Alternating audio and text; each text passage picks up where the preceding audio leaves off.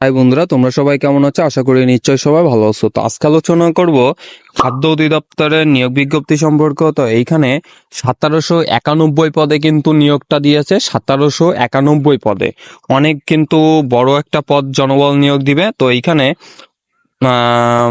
তারিখে অনুষ্ঠিত হয়েছে 9/3/2025 তারিখে কিন্তু এই আবেদনটা অনুষ্ঠিত কার্যক্রমটা শুরু হয়েছে। ঠিক আছে। তো এইখানে প্রথমেই বলছে যে পদের নাম বলছে যে 1 নম্বর পদটা বলছে যে উপখাদ্য পরিদর্শক। এখানে হচ্ছে 32 বছর পর্যন্ত আবেদন করতে পারবে এবং এইখানে পদ সংখ্যা হলো 429টা। এখানে হচ্ছে কোনো স্বীকৃত বিশ্ববিদ্যালয় হতে যে কোনো বিষয়ে অন্যতর দ্বিতীয় শ্রেণী বা সম্মানে সিজিপিএ স্নাতক সম্মান ডিগ্রি। ঠিক আছে। তারপর একটা পদটা বলছে যে ষাটলিপি কম্পিউটার, এখানে 32 বছর। এখানে হচ্ছে 5টি পদে নিয়োগ দেবে। এখানে হচ্ছে স্বীকৃত বিশ্ববিদ্যালয় হতে উন্নত দ্বিতীয় শ্রেণী বা সম্মানের সিজিপিএ ডিগ্রি। ঠিক আছে। এবং কম্পিউটার চালানোর দক্ষতা থাকা লাগবে। তারপর হচ্ছে 60 মুদ্রাক্ষরিক কম্পিউটার, এখানে 13টি পদে নিয়োগ দেবে। এখানেও কম্পিউটার দক্ষতা থাকা লাগবে এবং শিক্ষিত বিশ্ববিদ্যালয় হতে উন্নত দ্বিতীয় শ্রেণী বা সম্মানের সিজিপিএ স্নাতক বা সম্মানের স্নাতক ডিগ্রি। ঠিক আছে। তারপরে বলছে যে উপসহকারী, এইখানে হচ্ছে উপসহকারীতে উচ্চমান সহকারীতে টোটাল 25টা পদে নিয়োগ দিবে। এইখানে হচ্ছে কোনো শিক্ষিত বিশ্ববিদ্যালয়তে যে কোনো বিষয়ে উন্নত দ্বিতীয় শ্রেণী সম্মানের সিজিপিএ তে সম্মান ও বা সম্মান ডিগ্রি। তারপরে এখানে অডিটর বলছে এখানে হচ্ছে 8টি পদে নিয়োগ দিবে।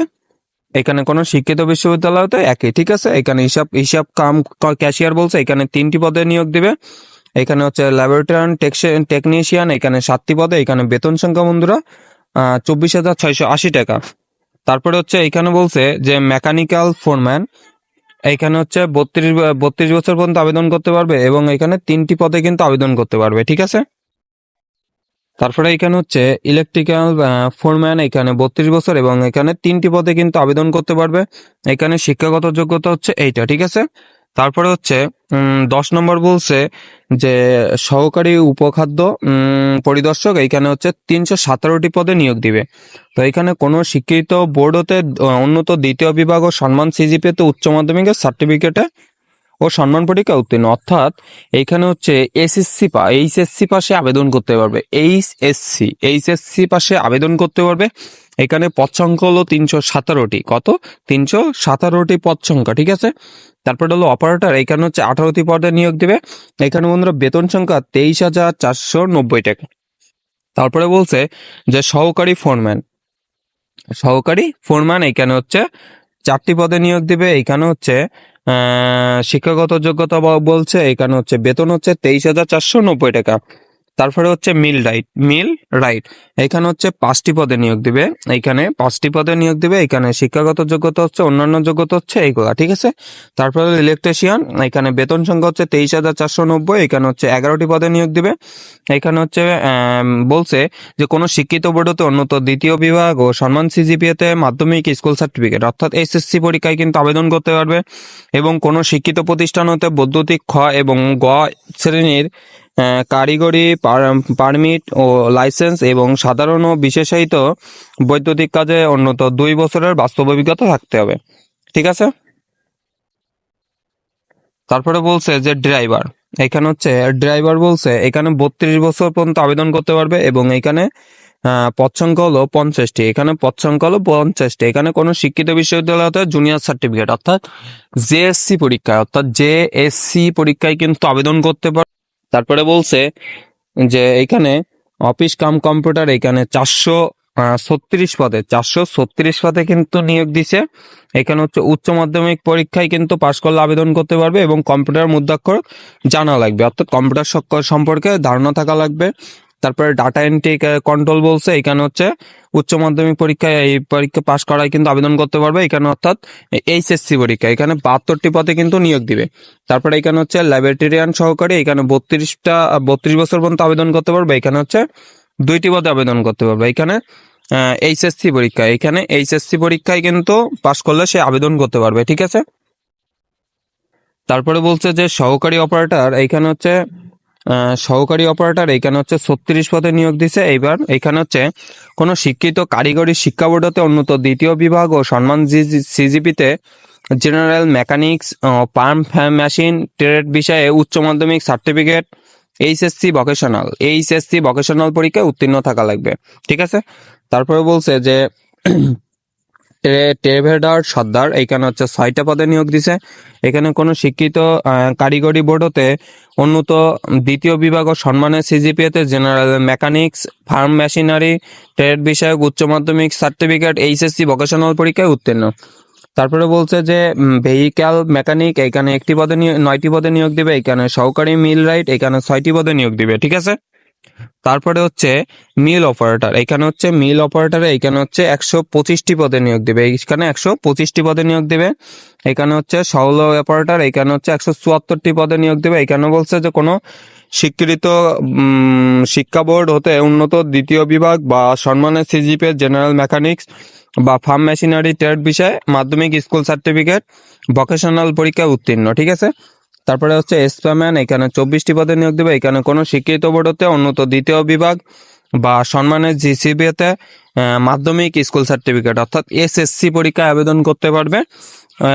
উত্তীর্ণ শারীরিকভাবে সক্ষম থাকতে হবে। ঠিক আছে, এই হচ্ছে পদ সংখ্যা এবং বিবরণ সম্পর্কে আলোচনা করলাম। তো এইখানে খাদ্য অধিদপ্তরের 31/8/2023 তারিখে এত স্বাক্ষর জারিকৃত নিয়োগ বিজ্ঞপ্তির পরিপ্রেক্ষিতে যারা আবেদন করেছেন তাদের পুনরায় আবেদন করার প্রয়োজন হয়, অর্থাৎ দ্বিতীয় আবেদন ভাবে কিন্তু পরিচালিত শুরু হয়েছে। তো যারা প্রথম আবেদনে করছেন তারা এখানে দ্বিতীয় আবেদন না করার জন্য। তো এইখানে প্রথমে এইখানে এই যে উপরে স্ক্রিনে দেখা যাচ্ছে এই কাগজপত্রগুলো কিন্তু পরীক্ষার দিন অবশ্যই নিয়ে কিন্তু যাইতে হবে। ঠিক আছে, তো এইখানে বলছে যে কর্মিক নাম্বার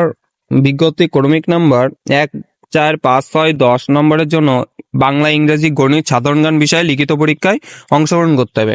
এবং 2, 3, 16, 17 পরীক্ষায় বলছে যে বাংলা, ইংরেজি, গণিত, সাধারণ জ্ঞান বিষয়ে লিখিত পরীক্ষায় অংশগ্রহণ করতে হবে। শুধুমাত্র পরীক্ষায় উত্তীর্ণ প্রার্থীগণ ব্যবহারিক পরীক্ষায় অংশগ্রহণ করতে পারবেন। ঠিক আছে, এবং বলছে যে 7, 8, 9, 11, 12, 13, 14, 18, 19, 20, 21, 22, 23, 24 এদের জন্য হচ্ছে বাংলা, ইংরেজি, গণিত, পদ সংশ্লিষ্ট বিষয় এবং সাধারণ জ্ঞান বিষয়ে লিখিত পরীক্ষা অনুষ্ঠিত হবে। ঠিক আছে, এবং বিজ্ঞপ্তির 15 নম্বরের জন্য বলছে বাংলা, ইংরেজি, গণিত, পদ সংশ্লিষ্ট বিষয় এবং সাধারণ জ্ঞান বিষয়ে লিখিত পরীক্ষায় অংশগ্রহণ করতে হবে। ঠিক আছে, তো এইখানে বলছে যে আবেদন করার জন্য এই ওয়েবসাইটে, এই যে ওয়েবসাইট দেখা যাচ্ছে এই ওয়েবসাইটে ঢুকে কিন্তু আবেদন কার্যক্রমটা শুরু করতে হবে। ঠিক আছে, তারপরে এইখানে বলছে যে আবেদন শুরু হবে 8/4/2025 অর্থাৎ আগামী মাসে 8 তারিখে কিন্তু আবেদন কার্যক্রমটা শুরু হবে। আগামী মাসের 8 তারিখে কিন্তু আবেদন কার্যক্রমটা শুরু হবে সকাল 10টায় থেকে শুরু হবে এবং আবেদন কার্যক্রমটা শেষ হয়ে যাবে 7/5/2025 7/5/2025 বিকাল 5টা পর্যন্ত, অর্থাৎ 5 মাসের 7 তারিখ পর্যন্ত কিন্তু আবেদন কার্যক্রমটা চলবে 5টা পর্যন্ত। ঠিক আছে, তো এখানে কিন্তু রঙিন ছবি লাগবে 300x300 পিক্সেলের, স্বাক্ষর সাইজ লাগবে 300x80 পিক্সেলের এবং ছবির সাইজও লাগবে 100 কেবি, স্বাক্ষর সাইজও লাগবে 60 কেবি। ঠিক আছে, এবার আসি আবেদন ফি কত। তো এইখানে বলছে যে 1 থেকে 24 নম্বরের কর্মিক নাম্বারের জন্য 100 টাকা, 1 থেকে 24 কর্মিক নাম্বার পর্যন্ত 100 টাকা এবং ভ্যাট সহ 112 টাকা এবং 25 নম্বর কর্মিক নাম্বারের জন্য 50 টাকা এবং টেলিট্যাক্স 706 টাকা সহ টোটাল 56 টাকা কিন্তু পরিশোধ করতে হবে। ঠিক আছে, এবং অনগ্রসর প্রার্থীদের ক্ষেত্রে একই বলছে যে 56 টাকা, অর্থাৎ যে কোনো পদের জন্য আবেদন করলে তাদের হচ্ছে আবেদন ফি হচ্ছে 56 টাকা। ঠিক আছে, তো এই হচ্ছে আবেদন ফি দেখালাম। এবার আবেদন কার্যক্রমটা টাকাটা কিভাবে দিতে হবে। তো অবশ্যই যে আবেদন করবে তার অবশ্যই টেলিটক সিম থাকা লাগবে। তো এইখানে সিম অপশানে যে SMS অপশানে যে প্রথমে লিখতে হবে DGFOOD, এটা কিন্তু বড় হাতের লিখে স্পেস দিয়ে ইউজার আইডি, অর্থাৎ ইউজার আইডিটা কোথায় পাবে, আবেদন করার পরে অবশ্যই আবেদন ফর্মে একটা ইউজার আইডি দেওয়া থাকবে, সেটা 1622 নম্বরে সেন্ড করতে হবে। সেন্ড করার পরে এমন একটা SMS দিবে। তো SMS দেওয়ার পরে দ্বিতীয় SMS এ যে লিখতে হবে যে DGFOOD লিখে স্পেস দিয়ে